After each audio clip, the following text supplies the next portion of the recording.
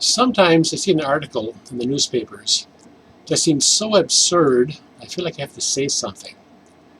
But then surely the average reader would have seen the absurdity of it, so there's no need for me to point it out.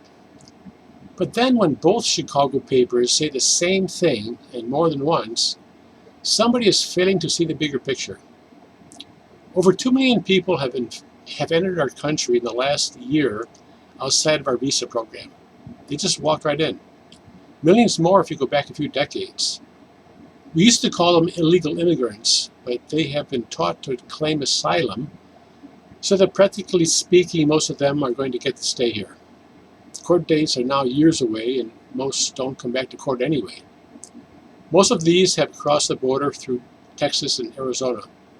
The border states have asked for help from the federal government for decades to do something to stem the flood of people coming into their states, and the federal government has done nothing.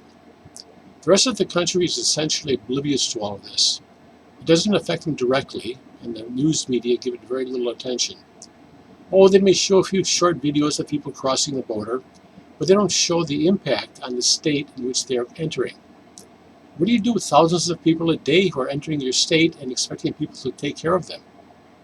Some governors of the border states have started shipping some of them to areas that seem the least concerned about this massive influx of human beings. And so many people are calling all this a stunt, a cheap political trick close to an election. A stunt?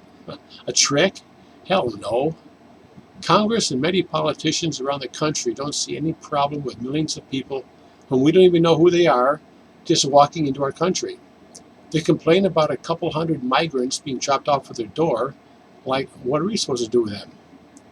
I'm as compassionate as anybody else about the plight of poor, disadvantaged people. But if you don't see a problem or two here, then you shouldn't be making our laws or writing editorials in newspapers. Sometimes I think we should just annex Mexico and half of Central America. We would need to give them 10 and 20 years before granting a full statehood, but I think it's something to consider. Whatever Congress decides to do, I think shipping migrants to certain key places around the country may be the only way to get Congress to act.